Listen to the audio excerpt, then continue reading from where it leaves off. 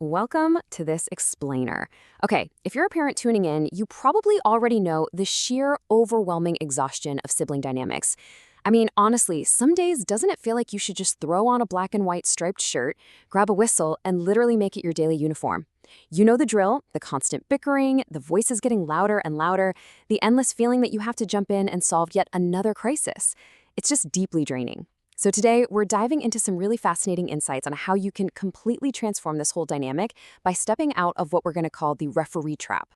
But seriously, why does breaking up these little fights feel so incredibly exhausting? Well, it isn't just an annoyance thing, it's actually a profound physical reaction. Think about what happens in your own body the second you hear those voices start to rise from the other room. You get that sudden tightening in your chest, right? Your jaw instinctively clenches up, your breathing gets kind of shallow. Your body is literally anticipating the conflict and bracing for impact before you even step foot in the room. And man, that takes a massive toll on your nervous system over time. So the real reason you're feeling so burnt out is that you're treating individual behaviors rather than looking at the underlying family system.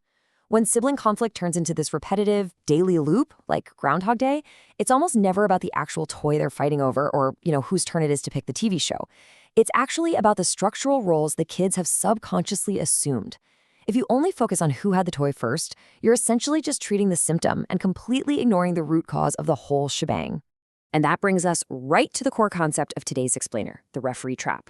This happens when you, the parent, become an emotional wedge. When you feel that anxiety spike in your chest, your absolute first instinct is to step in and just make it stop. So what do? We separate them, we hand out consequences, we try to dictate what's fair. But here's the catch. By acting as the judge, you accidentally trap yourself as their buffer. Because you stepped in, the siblings don't actually have to look at each other, they don't feel the weight of hurting one another, and they don't figure out a compromise. They just bypass all that and appeal directly to you. And over time, these specific roles kind of lock into place and keep everyone totally stuck. Let's look at the sensitive victim and the bossy child. When a child falls into the role of the sensitive victim, they learn a very specific script. They immediately signal for parental rescue instead of building up their own resilience or standing up for themselves. On the flip side, the child labeled as bossy learns to just double down on the aggression. Why? Because they subconsciously assume they're going to get blamed by you no matter what they do. It becomes this toxic loop where they stop seeing each other as real people. They just see an adversary, and they see you as the referee. Now, this dynamic builds over the course of their entire lives, which is exactly why your intervention right now is so absolutely crucial.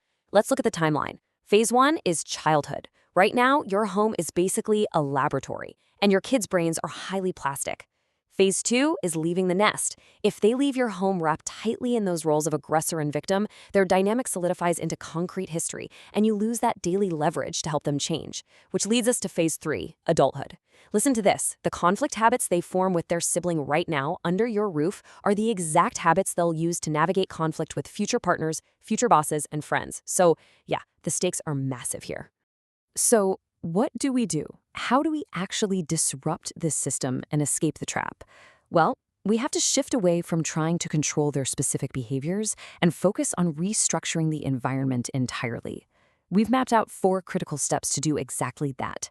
Number 1, regulate your body. Number 2, stop refereeing. Number 3, dismantle roles. And number 4, prioritize repair. Let's walk through exactly how you can start implementing these in your home today. All right. Kicking things off with step 1, manage your own bodily reactivity first. Remember how we talked about that physical reaction?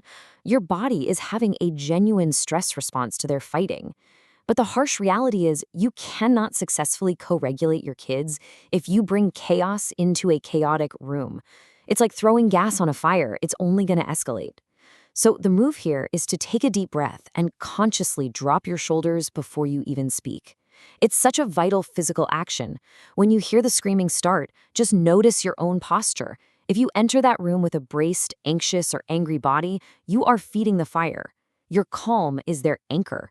Just the simple act of dropping your shoulders sends a neurological signal to your brain and a visual signal to your kids that you are safe and you are in control. Moving right along to step 2, resign as the Chief Justice. It is officially time to throw away the referee whistle and stop playing detective. You've got to stop trying to figure out, who started it or micromanaging what is perfectly fair. Whenever you play the judge, you inherently create a winner and a loser. And all that does is guarantee that the quote-unquote loser is going to harbor resentment that will fuel the exact same fight tomorrow. Actually, scratch that. It might even be worse tomorrow. So instead of trying to figure out what's fair, try saying this. I'm going to sit here while you two figure out a plan that works for both of you. This is a real game changer because it instantly shifts you from fixing the problem to facilitating a mutual solution. You're staying in the room, so you're providing that safety net, but you're putting the responsibility of the face-to-face relationship right back on their shoulders, where it belongs. Okay, on to step 3. Gently challenge and dismantle the roles. You've got to be incredibly careful about the everyday language you use, both directly to your kids and when you're just talking in front of them. Constantly saying things to your friends like, oh, she's my sensitive one, she just can't handle her brother's energy. Well, that essentially locks them into a cage. You're writing the script that they'll just keep acting out. Instead, you want to intentionally break those scripts, give them opportunities to step completely out of their comfort zones. For the child who usually plays the bossy one, try pivoting them by giving them chances to practice gentle caregiving or have them collaborate on a vulnerable task. And for the sensitive one, you need to pivot them away from automatically signaling for rescue and instead teach them how to make firm boundary statements. And here's a super powerful microscript to help that sensitive child do exactly that. You can say, tell your brother, I don't like that, in your strong voice. I am right here supporting you. Notice what you're doing here. You aren't speaking for them, which would just keep them locked right in that victim role. Instead, you're giving them the words and you're standing right beside them to ensure their boundary is respected. You are teaching them how to assert themselves, but safely. And finally, we have step 4, prioritize repair over obedience. For this one, we really need to redefine what the end of a fight actually looks like. Look, a conflict is not fully resolved just because the kids stopped yelling or because you successfully sent them to separate rooms. Mere obedience is just quiet, True resolution requires repair.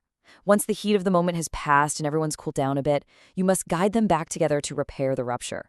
Help them look at each other and ask these specific questions. Are we okay? Or what do you need from me next time? Teaching your kids how to bridge that emotional gap after a fight without holding a grudge, wow, that is arguably the single greatest gift you can possibly give them for their future adult relationships. Because the end state we're striving for here is absolutely beautiful. The goal isn't some magical imaginary house where kids literally never bicker. That's just not reality. The actual goal is that your kids start repairing conflicts themselves. They learn how to safely navigate those tricky power struggles and differences of opinion independently under your gentle supervision, without ever needing you to blow a whistle. So I want to leave you with this final thought to really chew on. What kind of adult relationship are you building for them today? Every single time you step out of the referee trap, take that deep breath and choose to facilitate rather than fix, you are acting as the architect of their lifelong connection. You have the power to break the loop right now. Thank you so much for joining me for this explainer. I really hope you can take these insights and start building stronger, much more connected sibling dynamics in your own home.